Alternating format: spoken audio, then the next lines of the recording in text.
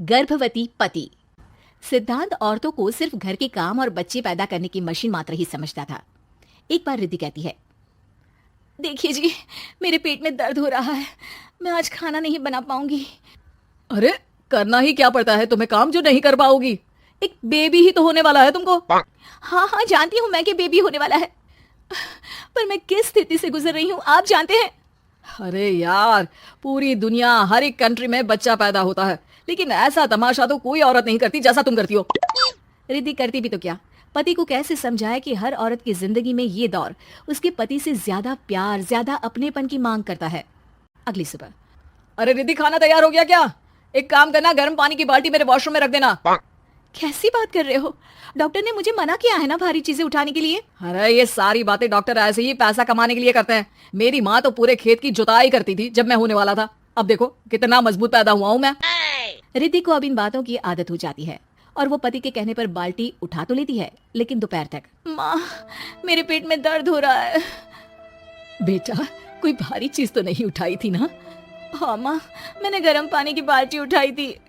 माँ को रिद्धि की इस बात पर गुस्सा आ जाता है और वो उसको बहुत सुनाती है।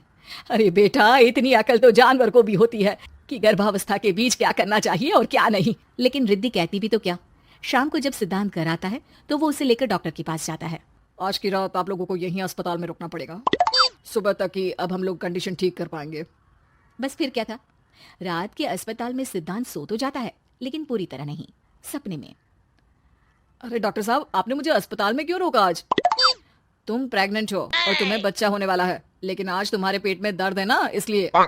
सिद्धांत को सोते सोते ही फील होता है कि उसके अंदर कोई अंश है जो जी रहा है। अरे ये पेट में गुदगुदी क्यों लग रही है? तभी वहां रिद्धि आ जाती है। अरे यार, क्या सारा दिन ही करते रहते हो, ऑफिस जाओ, काम करो। अरे यार, मैं बस में सफर नहीं कर सकता, झटके लगते हैं तो डर लगता है कि कहीं बच्चा। बच्चा? क्या बच्चा? अरे जब मैं मेरी माँ के पेट में थी ना, तब वो ऊंची ऊंची पहाड़ी में पानी भरकर ले जाती थी। देखो कितनी स्ट्रांग हूँ मैं आज। पति को रिद्धि की बात पर गुस्सा आता है और वो सीधा अपने पिता को फोन करता है। देखिए ना पिताजी, एक तो पेट में बच्चा, ऊपर से बीवी कोई केयर ही नहीं करती, ना ही ख्याल रखती है, ऊपर से ज्यादा काम बता देती है। अरे बेटा, इन महिलाओं को बच्चा पैदा करना पड़े ना, तब पता चले कि कैसे खुद के अंदर एक जीव को पालना मुश्किल होता है। अगर अपने बाप से फुर्सत मिल गई हो तो ऊपर छत पर मेरे कपड़े सूख रहे हैं, ले आइए। सिद्धांत सीढ़ियां चढ़कर छत पर जाता है और हाँफने लगता है।